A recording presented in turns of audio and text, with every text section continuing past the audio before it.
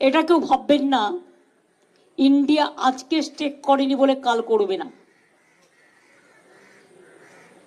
We are waiting and watching the situation. Country needs change. মোদিকে কেউ চায় না। এত বড় হারের পরেও মোদিবাবুর উচিত ছিল এটা অন্য কাউকে ছেড়ে দেওয়া। ওদের অত্যাচার কতটা চলবে আমি জানি না।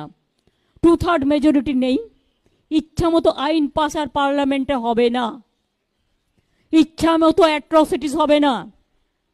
ইডি সিবিআই অ্যাট্রসিটিস করলে আমরা ইন্ডিয়া টিম পুরোপুরি চেপে ধরব। দুই হচ্ছে, আমি মনে করি যে আজকে জুডিশিয়ারি তার স্বাধীনতা ফিরে পাক, স্বাধীনতা মতো কাজ করুক, মিডিয়া তার স্বাধীনতার মতো কাজ করুক। নন্দীগ্রামের ঘটনাটা তো আমি আপনাদের আগেই বলেছি।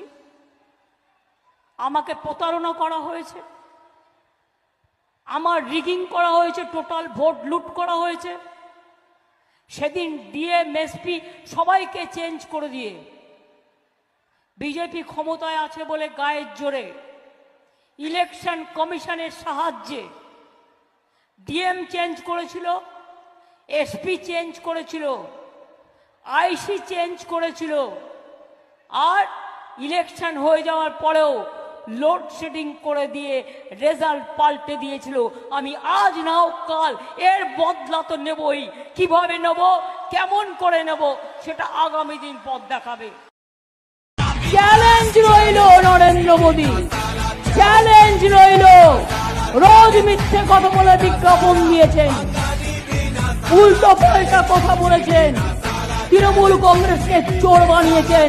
আপনার থেকে বড় চোর ডাকাত এই দেশে আর কেউ নেই, মাথায় রাখবেন। কত খাবে গো? হীরের চচ্চড়ি না সোনার ডাল না খাবে? আর কি চাও? কত চাও? কত? অত দিতে পারবো না।